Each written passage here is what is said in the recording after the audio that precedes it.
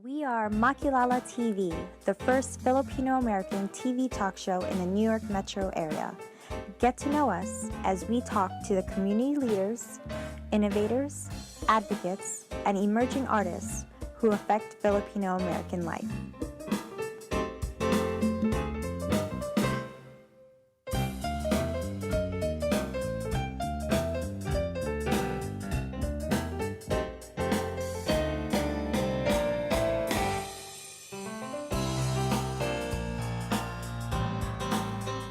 We can all agree that Filipinos love basketball.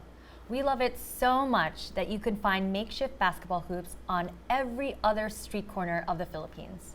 According to a recent New York Times article, an NBA league spokesperson said that NBA's Facebook page has 7.3 million followers from the Philippines, the largest of any country outside the United States. One of the fondest memories I have growing up is vacationing with my whole family during Labor Day weekend to the East Coast Filipino Basketball League competitions that my cousins would compete in. I myself have never competed in basketball and still have a smidge of resentment towards my dad for not teaching me how to dribble a basketball, even though I have a killer free throw. The pride and sense of community that is built from basketball can be felt at each game. There are dozens of Filipino basketball teams across the 5 boroughs, the New York metro area, upstate New York, and in Long Island. During this episode, we will learn more about what drives the Philam community into competitive basketball leagues and the importance of Filipino Heritage Nights. I, Rachelle Ocampo, am joined with my co-host Jen Fuhrer on Makillala TV to welcome our 2 special guest speakers who are driving forces in the Philam sports community. First, we have my own dad, Ronnie Ocampo, originally from Quezon City, Manila. He is now the commissioner of FABLLI, the Filipino American Basketball League of Long Island, which started back in 1999, over 20 years ago. When he's not playing or leading basketball tournaments and fundraisers, he cooks Italian cuisine professionally for over 30 years as a sous chef and chef. He is the husband of Nellie Ocampo, whom he named his award-winning basketball team for Nellie's Daycare, and the father of the 3 most amazing kids in the world. Of course. Me, Melissa, and RJ Ocampo. Our next guest speaker is MarkAnthony Agbuya. He is a Brooklyn-bred Filipino-American, currently working at NYU Winthrop and formerly at JP Morgan Chase. He has been an active presence in both New York City and Filipino non-for-profits for over 25 years. In 2016, he pioneered the first ever Brooklyn Nets Filipino Heritage Night and has continued to organize the celebration for the past 3 years. So, MarkAnthony, let's get right into it. How did you get the Brooklyn Nets to agree to host a Filipino Heritage Night? Working with companies, my former company, JP Morgan Chase. Okay. I've done a lot of non-for-profit events in the community with all the major sports teams. And I've always kind of had their ear, and I've always said, hey, I really want to do something. I think it was about 10 years ago when I first initially asked, and we tried so many years, and for some reason it didn't happen. But about 3 years later, they said a new director came in and goes, why don't we have any Filipinos here? And so basically, they brought me on board and said, this guy MarkAnthony, he wants to do it. And I said, I was excited, and they go, you're gonna get one opportunity. And they said, look, if it's something big, we're gonna look at to do it more often than every year. Wow. Yeah, I mean, I think it really goes to show that it's important to put ourselves into places to really be seen, especially in these high-performing sports teams and places. It's hard to call you Ronnie, so I'm going to just say Daddy. It's okay, you can call me that. But how did you get into Filipino Basketball League of Long Island? But 5 years ago, I recognized na pwedeng mag-join sa FABLLI. I love kids, watching kids grow up and teach them, the basketball clinic. And I took the opportunity, joined them. Now, 5 years from now, naging 5 years na ako na nandun. Tapos, last year, they they asked me if you want to be a commissioner, because I did so much fundraising stuff. We do twice a year a basketball tournament, one-day tournament, and all the money we raise, we send it to Philippines. And I love basketball. Like I call ball is life. Yeah, I remember growing up. I have 5 brothers, and I Okay. think the 2 older ones, when we go to the province or barrio, whatever we call it in the Philippines, during summer, they would be members of a basketball team, and they would play and compete, and we'd cheer them. And it's like basketball, it's like football in the Philippines, I think, right? Yeah, it's, But then when I came here, you know, because my youngest wanted to play basketball, he's only like 5'4". Oh, wow. So, and then everybody else were like tall, and he couldn't get into the high school's basketball team, but he plays the rec, but it's different. It's not like the Philippines, like out there, like they're cheering, and then the whole community comes out. It's like a family event. That's something that I miss. So is that what you guys do in Long Island? yeah, yung kasi, sa Long Island kasi, is, ano siya is about 10-12 teams lang. So usually we invited the team from Queens, Brooklyn, sometimes Jerseys, so they come to us. You're not gonna believe how many they like response na team. Now all of a sudden we got 30 teams. June 29th, I got big tournament, one-day tournament. I got 30 teams already. Nice. And thank God for all the help for my coaches, Jojo Lacson, and been helping us and some other coaches. So I feel like that is the key to a successful Filipino Heritage Night is bringing those teams from 10 to 12 teams to 30, 40 teams participating. How did you get them connected to your cause? So just doing a Filipino Heritage Night was not just about, I mean, yes, I want to bring the heritage together, but I saw a value to it for the leagues. A report came out that organized sports is down in the United States as much as 70% in some areas. And I'm thinking, I love groups like FABLLI. I mean, it does, I mean, only until I had my own 5-year-old daughter, I figured out it does take a village to raise a kid. And you have these groups like FABLLI, Husay, Kalahi, they're all little villages that really raise our children. Yes. It's a stronghold that we have in our community. And I reached out to them and I said, my goal was to do this event, but I want to highlight them. I mean, they're doing the work. I'm doing this one-day event.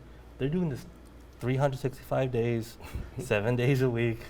And they really don't get appreciated as much as they really should be. So that's why I got really excited. That's why I kind of put them on the center of the court. I realized they needed a differential advantage. Their leagues can say they get to play on the Barclays Center. Yeah. Yes. That's a big deal. It is a big deal. It makes me feel like, oh my God. The first time, I remember the first time you called me 3 years ago. Yeah. And I get so excited. I swear to God, I tell all the coaches and the kids, the 10-year-old kid, and said, Coach, I can't wait to play them. I can't wait to play in Barclays. So that's a big experience for the kids. I mean, really, like, I got basketball clinic in Valley Stream. When I tell them, and you can see the eyes, when they pop the eyes, oh my God, Coach, are you sure? Yeah, we got invited to play. Yeah. How do people, I don't know, it's an audition, try out? How do they try out to be part of the team? When we first did it, I had the program made, and I was trying to ask not-for-profits, hey, do you want to take the lead on it? Everyone ran away from it. No one wanted to take the lead on it because they were nervous, they were scared. I don't want it to end. I said, you know what? I'm just going to do it, and I'm just going to meet coaches one-on-one. And I say, this is my plan. Yes. And if you're willing to take a little risk on me, this is what I want to do. I want to highlight the kids. I mean, it's Filipino Heritage, but it's about making kids dream bigger. Yeah. Oh, yes. Because it's not just the kids playing basketball. You could be. It's also the kids dancing, showing traditional Filipino dance. Yes. That's part of the as event? part- yeah. Yes. The national The anthem. national anthem When is. is this again? So it comes out when the schedule comes out. We pick a date and we try to work it out. I've been kind of like the kids get to high five the players. Yeah. It's amazing. They get Their to eyes they do literally the lit up national when they're anthem. like this, trying to hold. Oh, it's I so know nice. the littlest one trying to touch a 7-foot hand. They never really missed, but Is it expensive for families to join? that's where I when in the negotiation with the Brooklyn Nets, I was like, listen, this is the plan. This is not going to be an event about bringing Filipinos to a basketball game. This is going to be an event about the Brooklyners honoring Filipino heritage. And I also want to make it family friendly and effective, cost effective. Affordable, yeah. And they went above and beyond to try to make it so that everyone can go. So let's say you have a family, you have a kid who's playing basketball, and you want to bring, Filipinos bring the entire family, extended family, to watch the kid play. How much it would cost us, like roughly? Last year it was $30 a ticket, $30 a ticket. Okay. Oh, included. including T-shirt. It came with a team with Oh, a nice. T-shirt. Yes. And but it was about getting the families together. I mean, we're talking about Filipinos now. I was born and raised in Brooklyn in a non-Filipino community, so I went to other heritage nights, and I finally the byproduct of finding other groups, other kids that didn't know anything about Filipino culture. This was their first time ever seeing tinikling, or this was the first time. Yes.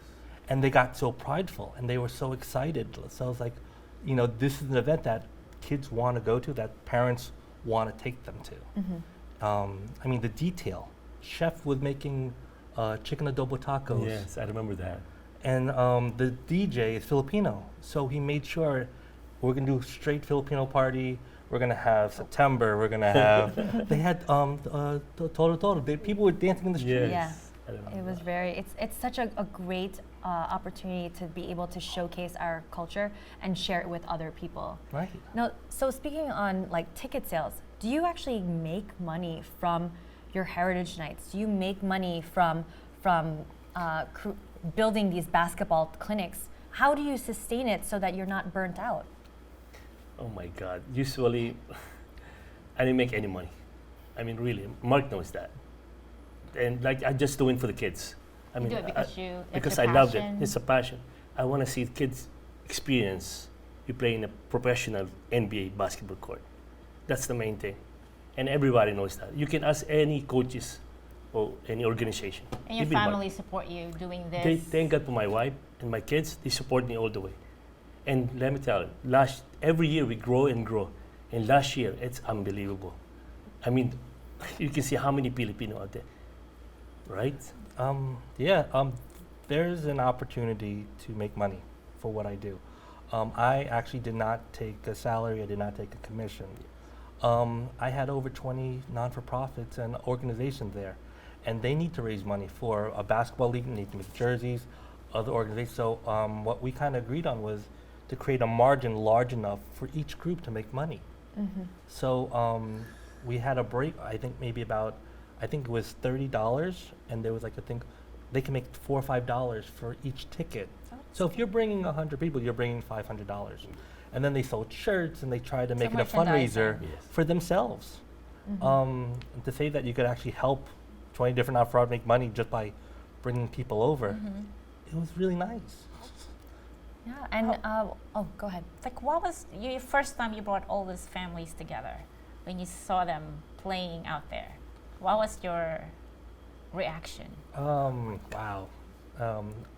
I was overwhelmed because it feels amazing when we have an amazing community and we're all together and we're all having fun. It's wonderful having different groups that usually, let's say, might not play in the same sandbox, cheering for the same things. It was nice. To say that watching people, Filipinos not wearing these Filipino flag scarves, and they were just happy. I was just overjoyed, and I was actually very emotional. What about you, Rachelle? I mean, I just want to seeing your dad do what he does and see him on the court with the kids. What was your reaction? Well, one is I hope he doesn't pass out from a heart attack while he's running past the court. But another thing is that I just know that, it's a community. And people need that sense of support and community that they look forward to. It's like he spends more time talking about basketball and his clinic than anything else. Like, it's really, It's my passion. yeah, like you could really tell. So, if he ever has a fundraiser, he always asks me, my brother, sister, and mom to help or Support. volunteer. So, yeah. I was working with a few not-for-profits, and they only focused in on 13-year-olds. So, and they kind of stressed that if you could keep a kid on the straight path. At 13, you know what? They're going to finish high school. They're going to finish Oh my college. God, yes. And that was kind of like the really sensitive area. So that first year I said, you know what? I want all 13-year-olds on the court. Let's make this a positive experience that these kids need, things that they would never had. And I'm like, so every time I've learned little details from doing all these events, I kind of made this one event encompass everything all together, help raise money, help try to do a differential advantage, and make it a great experience for kids. Yeah, it really is a lot about the kids. I see how happy they are when they are on the court, and just also spending time with their family, going to a basketball game where that they would not have gone before. I really feel like that you've made that opportunity, and also for me, having me be a part of that somehow. I mean, I'm so grateful that I'm able to be a part of that. Rachelle has actually helped out a lot, tremendously. No, I didn't do anything. Yeah. What does this little girl do? Actually, the one thing that I did, I never told anybody. I kind of kept a number of all the kids. Because then you start thinking, wow, okay, how many people can you make a difference with? And last year, I hit over 1,000. Oh my gosh. And I was like, wow. I would never have thought that I could do something like that. So you Yeah. started how many years ago? 3. 3. So there was a kid there who was probably 10, and now they're 13. Yep. Do they come up and say? They kuya-booya, they all call it. Yeah. They find me, and they just want to say thank you.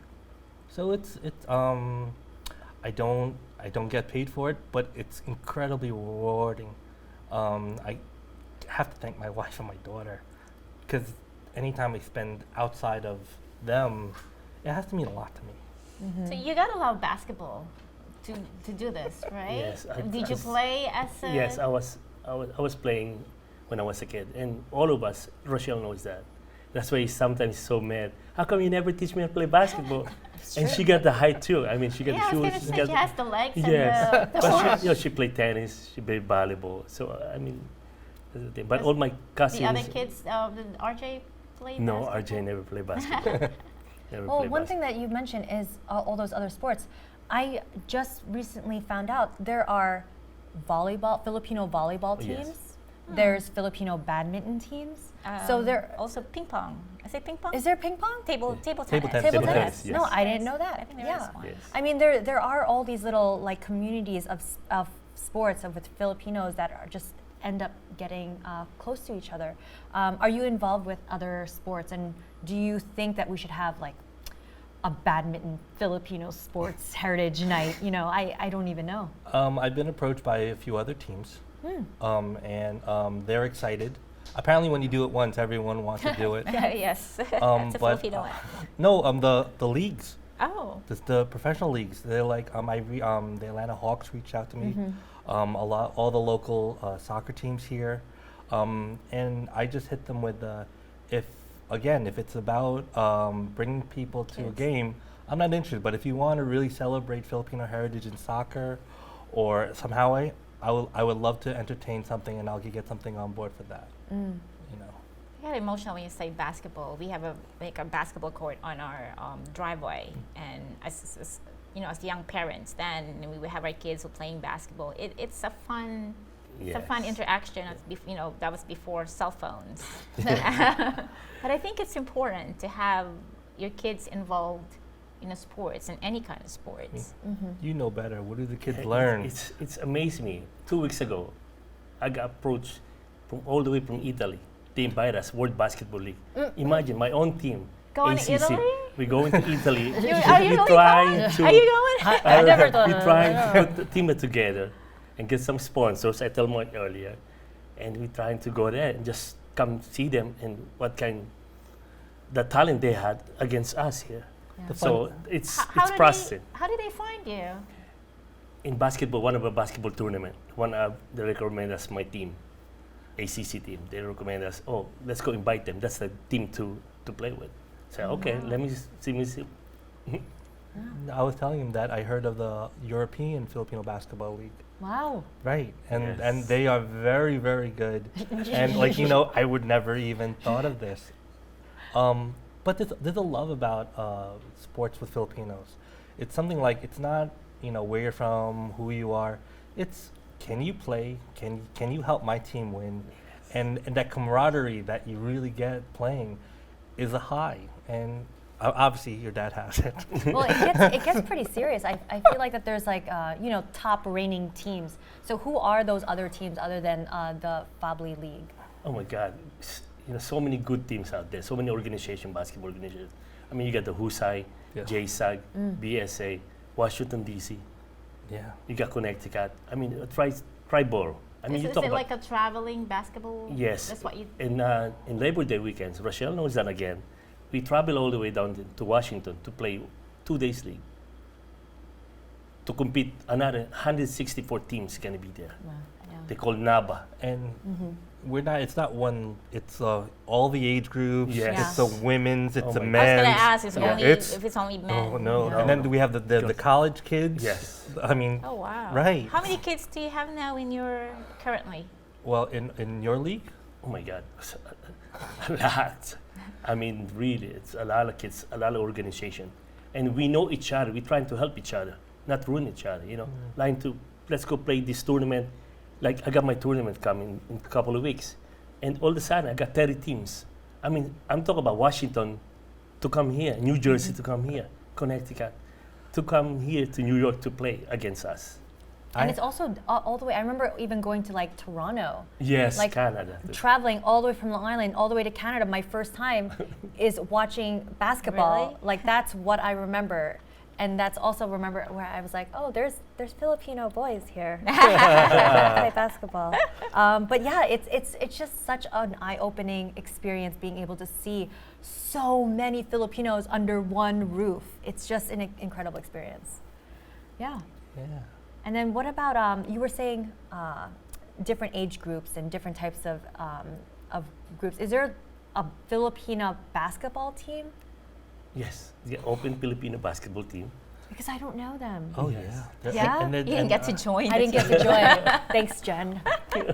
Yeah, no, do they exist? Like how do we get more girls to be more involved in They- basketball? They are really good at They're it. really good. Yeah? I have to say God. they're even more competitive than some of the Than the- guys. They get yes. very I'm like, Oh my wow. God, yes. Do they ever fight in the court?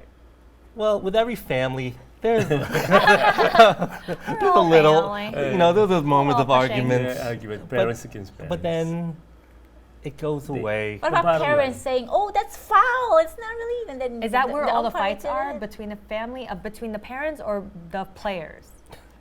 No, And the umpires. So Which age group are we talking about? 'Cause Filipino is very emotional. Yeah. Everyone knows this that. is true. Yes. So if you see your kids get hurt, I mean, just get ball hard, and come on, rep, come on, and the other parents, come on, That's- It's all for sports. It's all sports, it's part of the game. I mean, really, it's basketball. So why do you continue doing it? If kids were not in the situation, why do you do what you do with Heritage Nights and Filipino basketball leagues?